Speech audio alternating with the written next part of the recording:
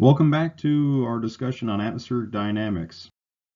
We're looking at balanced flows, and in this video we're looking at the friction layer wind. So in a previous video we talked about the characteristics of the friction layer and the friction layer wind. Now what we're going to do is we're going to go through a force analysis. In other words, we're going to take the horizontal equation of motion and then break it down and figure out what parts we're going to keep. So first off, we're going to assume that there is no acceleration, and that acceleration is neither in speed nor direction. But we are going to save the friction this time. And if we break down the horizontal equation of motion into components in the x direction and y direction, this is what we get.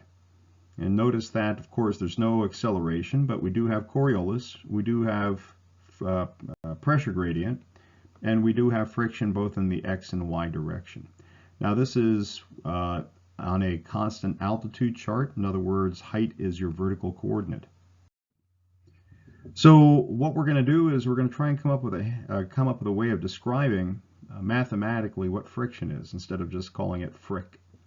So we know that as the wind speed increases, the friction also increases. So we're going to use a empirical value or constant called K, which depends upon the type of surface the wind is blowing over.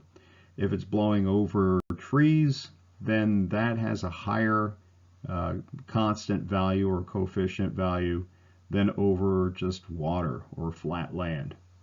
So we're going to use that to figure out our equation. Now we're going to have to break this down into both the x direction and the y direction for our Cartesian components. So here are the x and y or the u and v components of the friction layer wind. And once again, this is on a constant altitude chart. So we have Ku, in other words, wind blowing in the u direction is slowing down, and wind blowing in the y direction is slowing down by the wind K, the coefficient. So what we're going to do is we're going to look at a pressure gradient. We're going to assume some sort of pressure gradient. This one, the pressure is lower to the north and higher to the south. And notice that the isobars are aligned or parallel with the x-axis. So that means that there's a pressure gradient in the y direction, but no pressure gradient in the x direction. So we're going to take both of these components of the wind. In the x direction, since there's no change in pressure in the x direction, the pressure gradient drops out. And if we solve for the y or the v, this is what we get. We say that v is dependent upon k times u, k being the coefficient of friction, divided by the f, which is your Coriolis parameter. And if we look at the y component, of course, we do have a pressure gradient in the y direction, and we have the friction in the y direction, that's the k times the v, and then we have Coriolis, which is minus fu, so we can solve for u, the u component of the wind. So what we're going to do is we're going to look at a balance of forces now. We talked about the three forces that are affecting the friction layer wind, and that's friction, Coriolis, and also pressure gradient. Now, what we're going to do is we're going to look at the geostrophic wind first, and you know that with the geostrophic wind, there's a perfect balance between pressure gradient force and Coriolis force. The wind is not accelerating, it's moving along straight, and in this case also there is no friction.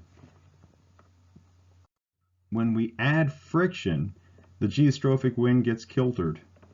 What happens is the wind is slowed down by the friction, so you have this new component k times v. So because the wind is decreased, the wind speed is decreased, that means Coriolis correspondingly decreases. But you still have pressure gradient force pulling the wind towards the low.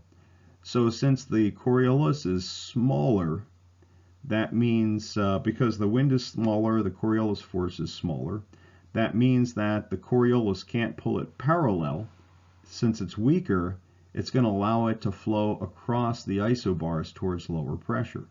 So that you get a balance between the pressure gradient force and the combination or the vector combination of the friction, which is kV, and the Coriolis.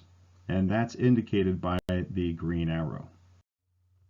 So in summary, the friction layer wind, of course, is the wind in the lowest layers of the atmosphere.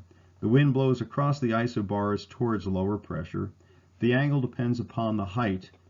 Closer to the ground, it's a greater angle.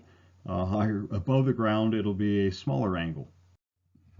And in the northern hemisphere, of course, the wind blows counterclockwise around a low and in towards the low. And it blows clockwise around a high and out from the high.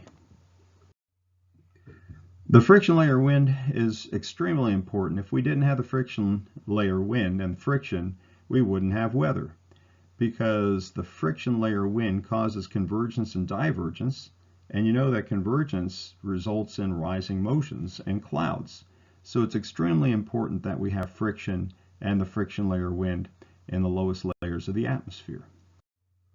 That's it for the friction layer wind. I hope you enjoyed it.